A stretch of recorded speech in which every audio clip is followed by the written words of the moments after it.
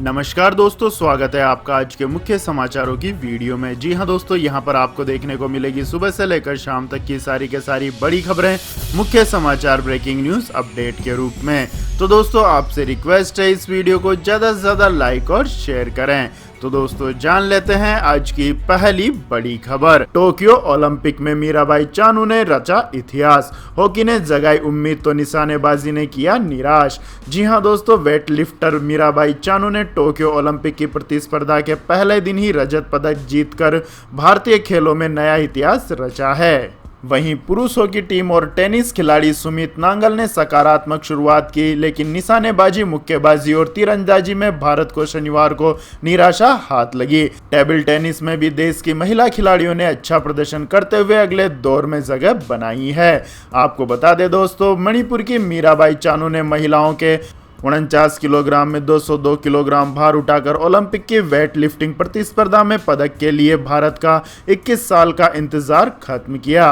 5 साल पहले Rio Olympic में निराशाजनक परिणाम हासिल करने वाली मीराबाई की इस बार ऐतिहासिक जीत से भारत पदक तालिका में एक समय दूसरे स्थान पर पहुंच गया था। इसके बाद दोस्तों, रुक करते हैं अगली खबर का। महाराष्ट्र में बाढ़ से तबाही, अब तक 76 लोगों की मौत और 38 घायल। सेना के साथ एनडीआरएफ की 21 टीमें तैनात। जी हां दोस्तों, महाराष्ट्र के उप मुख्यमंत्री अजित पवार ने शनिवार को कहा कि राज्य में भारी बारिश के कारण आई बाढ़ और भूस्खलन के चलते 76 लोगों की मौत हो चुकी है और 38 अन्य घायल हुए हैं, जबकि 56 लोग लापता हैं। राज्य आपदा प्रबंधन विभाग के मुताबिक बारिश के कारण रायगढ़ जिला सर्वाधिक प्रभावित हुआ है और यहां वर्षा से संबंधित घटनाओं में मृतकों की संख्या शनिवार को बढ़कर 47 हो गई है। इसमें तलिये गांव में भूस्खलन में मारे गए 37 लोग शामिल है।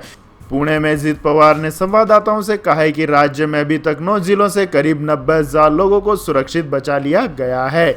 ये जिले पिछले 4 दिनों से भारी बारिश से प्रभावित हैं। तटीय कोंकण क्षेत्र में रत्नागिरी जिले में, रायगढ़ और पश्चिमी महाराष्ट्र में कोल्हापुर जिला बाढ़ से सबसे ज्यादा प्रभावित है। इसके अलावा सतारा जिले के कई हिस्सों में भारी बारिश कहर बरपा रही है। उप मुख्यमंत्री ने कहा कि राष्ट्रीय आपदा मोचन बल यानी एनडीआरएफ की 21 टीमें बारिश से प्रभावित जिलों में सेना, तटरक्षक बल और अन्य की 14 टीमों के साथ काम कर रही है। इसके अलावा राज्य आपदा मोचन बल की 4 टीमें भी लोगों को निकालने के अभियान में लगी हुई है। इसके बाद दोस्तों, जान लेते हैं अगली बड़ी खबर। उत्तर प्रदेश विधानसभा चुनाव 2022, अयोध्या से चुनाव लड़ सकते हैं सीएम योगी आदित्यनाथ। जी हां दोस्तों, उत्तर प्रदेश में आगामी विधानसभा चुनाव को लेकर अटकलों का बाजार गर्म है। इस बीच अटकलें लगाई जा रही है कि प्रदेश के मुख्यमंत्री योगी आदित्यनाथ अयोध्या विधानसभा सीट से 2022 में चुनाव लड़ सकते हैं। जाहिर तौर पर अगर ऐसा होता है तो प्रदेश की सियासत में इसका बड़ा असर देखने को मिलेगा। वहीं सीएम योगी आदित्यनाथ के अयोध्या से चुनाव लड़ने को लेकर अयोध्या के वर्तमान विधायक वेद प्रकाश गुप्ता ने बड़ा बयान देते हुए अपनी सीट छोड़ने की बात कही है। विधायक वेद प्रकाश गुप्ता ने कहा है कि अगर मुख्यमंत्री अयोध्या से विधानसभा चुनाव लड़ते हैं तो यह अयोध्या की जनता के लिए गर्व की बात होगी। मैं सीएम योगी आदित्यनाथ के लिए अपनी सीट छोड़ने को तैयार हूं।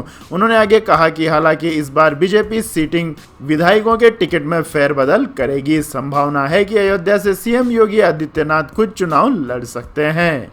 इसके बाद दोस्तों, जानते हैं अगली खबर। 26 जुलाई से दिल्ली मेट्रो बसें 100% क्षमता के साथ चलेंगी। सिनेमा हॉल, मल्टीप्लेक्स 50% क्षमता के साथ खुलेंगे।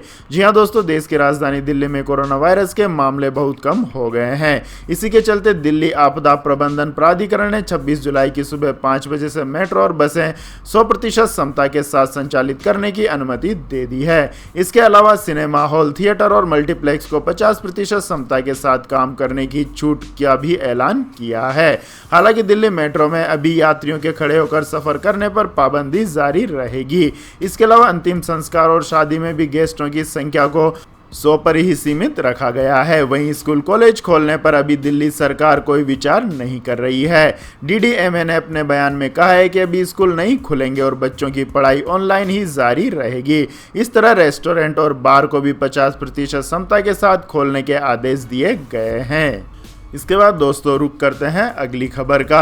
अगस्त में लाखों किसानों के खाते में भेजे जाएंगे 2,25,000 रुपए। जी हां दोस्तों, कोरोना काल के इस दौर में लाखों किसानों के लिए एक बड़ी खुशखबरी आई है। बनास डेयरी ने अपने किसानों को लाखों रुपए का बोनस देने का ऐलान किया है। बनास डेयरी से जुड़े हर किसान के अकाउंट में लाखों रुपए भेजे जाएंगे।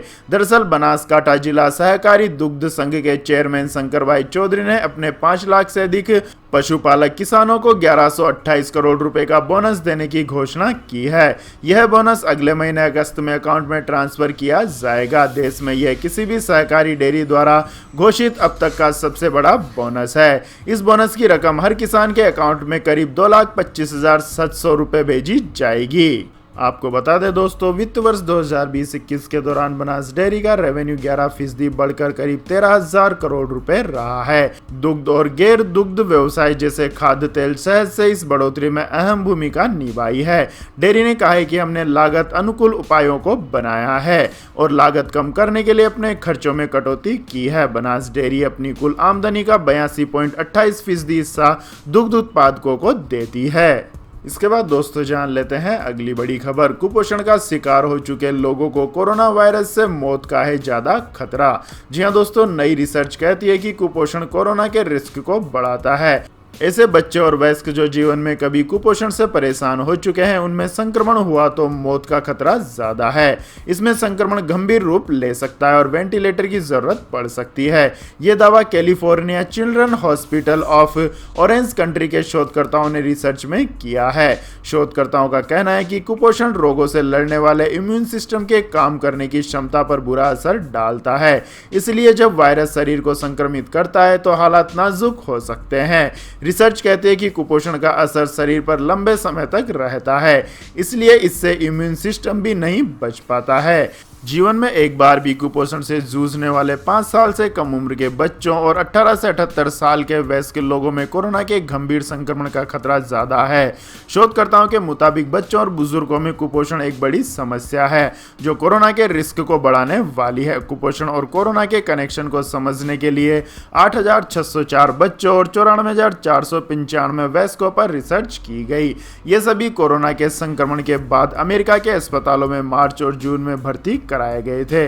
2015 से 2019 के बीच आए कुपोषण के मरीजों से तुलना के बाद रिसर्च के नतीजे जारी किए गए हैं। इसके बाद दोस्तों जान लेते हैं अगली बड़ी खबर। सरकारी कर्मचारियों के बढ़ेंगे वर्किंग हार्स, हफ्ते में मिलेगी 3 छुट्टियां। जी हां दोस्तों, भारत में नया वेज कोड चर्चा में है। पहले इसे 1 अप्रैल से लागू किया जाना था, लेकिन राज्य सरकारों की तरफ से ड्राफ्ट रूल्स नहीं मिलने के कारण ये नियम लागू नहीं किया गया। हालांकि अब इसके अक्टूबर में लागू होने के कयास लगाए जा रहे हैं। बताया जा रहा है कि अक्टूबर तक सभी राज्य भी अपने ड्राफ्ट रूल्स तैयार कर लेंगे। आपको बता दें कि इस नए नियम के तहत कर्मचारियों की छुट्टियां, सैलरी और काम करने के घंटों को लेकर काफी सारे बदलाव किए जाएंगे। नए वेज कोड के तहत कर्मचारियों के काम के घंटे 9 से बढ़ाकर 12 हो जाएंगे। श्रम एवं रोजगार मंत्रालय के अनुसार हफ्ते में 48 घंटे काम काज का नियम ही लागू रहेगा। कुछ यूनियनों ने 12 घंटे काम और 3 दिन की छुट्टियों के नियम पर सवाल उठाया था। सरकार ने कहा है कि हफ्ते में 48 घंटे काम का नियम रहेगा। अगर कोई दिन में 8 घंटे काम करता है तो उसे हफ्ते में 6 दिन काम करना होगा और 1 दिन की छुट्टी मिलेगी। अगर कोई दिन में 12 घंटे काम करता है तो बाकी 3 दिन उस कर्मचारियों को छुट्टी देनी होगी। आपको बता दें दोस्तों, नए वेज कोड के तहत कर्मचारियों के सैलरी स्ट्रक्चर में भी बदलाव किए जाएंगे।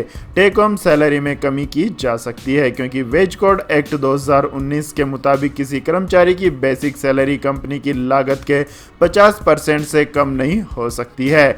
अभी कई कंपनियां बेसिक सैलरी को काफी कम करके ऊपर से भत्ते ज्यादा देती हैं। वहीं कर्मचारियों की अनलीव छुट्टियां 240 से बढ़कर 300 हो सकती है। लेबर कोड के नियमों में बदलाव को लेकर श्रम मंत्रालय, लेबर यूनियन और उद्योग जगत के प्रतिनिधियों के बीच कई प्रावधानों पर चर्चा हुई थी, जिसमें कर्मचारियों की अर्न्ड लीव 2040 से बढ़ाकर 300 किए जाने की मांग की गई थी। इसके बाद दोस्तों जान लेते हैं अगली बड़ी खबर। लेकिन दोस्तों अगली खबर जानने से पहले आप लोगों से गुजारिश है कि इस वीडियो में दिखाई गई खबरें अगर आपको पसंद आई हो तो इस वीडियो को लाइक करें, शेयर करें और हमारे चैनल को सब्सक्राइब करें। तो दोस्तों जानते हैं अगली बड़ी खबर।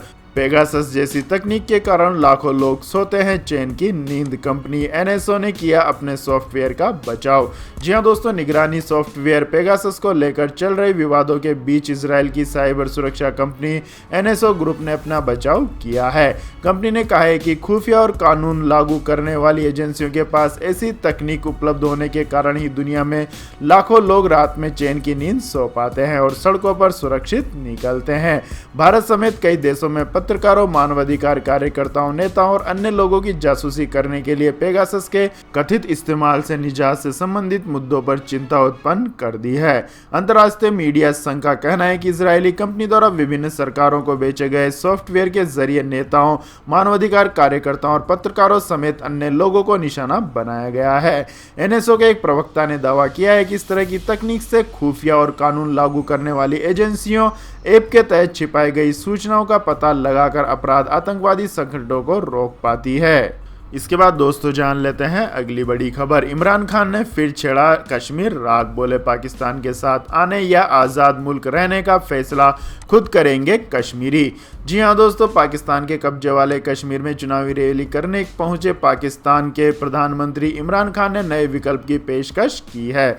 शुक्रवार को उन्होंने कहा कि कश्मीर के लोग ये फैसला ले सकेंगे कि वे पाकिस्तान में शामिल होना चाहते हैं या स्वतंत्र राज्य बनाना चाहते हैं। इस दौरान उन्होंने विपक्ष की तरफ से किए जा रहे कश्मीर को प्रांत बनाने की योजना के दावे को भी खारिज किया। हालांकि भारत हमेशा इस बात पर जोर देता रहा है कि जम्मू कश्मीर भारत का हिस्सा था और रहेगा। आपको बता दें दोस्तों, 25 जुलाई को होने वाले चुनाव के मद्देनजर तरार खाल पहुंचे इमरान खान ने कश्मीर को पाकिस्तान का प्रांत बनाए जाने की बात से इनकार किया है।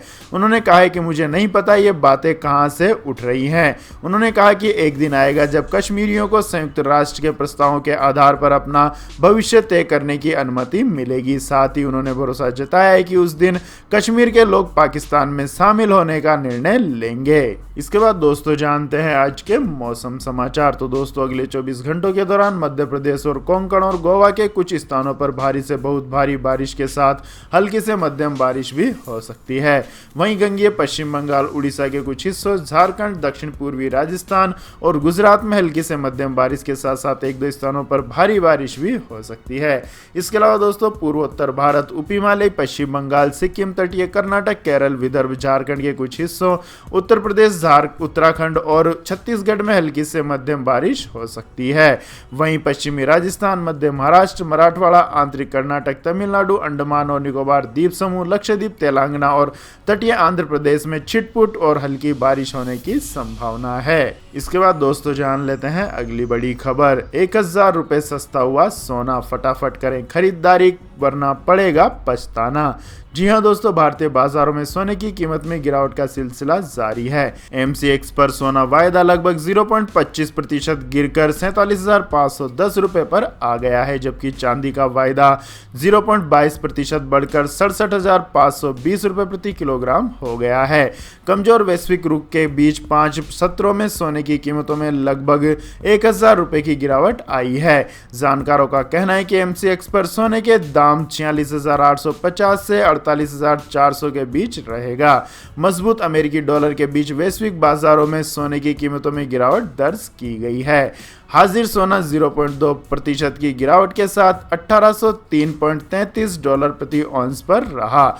वहीं पिछले 5 दिनों में यानी इस हफ्ता अब तक कीमती धातु लगभग 0.4% नीचे रही। इसके बाद दोस्तों जान लेते हैं अगली बड़ी खबर। दुनिया में थम नहीं रही है कोरोना से मौतें। ब्राजील में 1324 और रूस में 799 लोगों की गई जान। जी हां दोस्तों, दुनिया के कई मुल्कों में कोरोना के मामले तेजी से बढ़ने लगे हैं। समाचार एजेंसी की रिपोर्ट के मुताबिक दुनिया भर में संक्रमितों का आंकड़ा बढ़कर 19.31 करोड़ हो गया है, जबकि महामारी में 41.43 लाख से ज्यादा लोगों की मौत हो चुकी है। रूस और ब्राजील में कोरोना से होने वाली मौतें नहीं थम रही है, जबकि अमेरिका में फिर दैनिक मामले तेजी गति से बढ़ने लगे हैं। वहीं बांग्लादेश ने कोरोना संक्रमण की रोकथाम के लिए अब तक के सबसे गंभीर राष्ट्रव्यापी लॉकडाउन की घोषणा की है। कोरोना महामारी की 2 लहरों का सामना कर चुके अमेरिका में फिर दैनिक मामले तेज गति से बढ़ने लगे हैं। यहां बीते 24 घंटों के दौरान 67,000 से ज्यादा नए मामले पाए गए। करीब 3 माह बाद एक दिन में इतनी बड़ी संख्या में नए मरीज मिले हैं। अमेरिका में कोरोना के डेल्टा वेरिएंट के चलते नए मामलों में बढ़ोतरी बताई जाती है। अमेरिका में कैलिफोर्निया प्रांत के सैन फ्रांसिस्को शहर में नए मामलों में तेजी से उछाल दर्ज किया गया है। इसके बाद दोस्तों जान लेते हैं अगली बड़ी खबर। LIC की इस शानदार पॉलिसी में एक बार जमा करें पैसा और पाएं जिंदगी भर पेंशन। जी हां दोस्तों, अगर आप भी अपने बुढ़ापे को सिक्योर करना चाहते हैं तो आपके लिए यह बेहतर विकल्प है। LIC ने एक नई और शानदार पॉलिसी की शुरुआत की है। यह पॉलिसी है जीवन शांति पॉलिसी। इस पॉलिसी में एक बार निवेश करने पर आपको गारंटी के साथ जीवन भर पेंशन मिलती है। इससे आप अपने रिटायरमेंट के बाद के खर्च को आसानी से पूरा कर सकते हैं, यानी आपको बुढ़ापे में सुरक्षित और सिक्योर पैसा मिलेगा।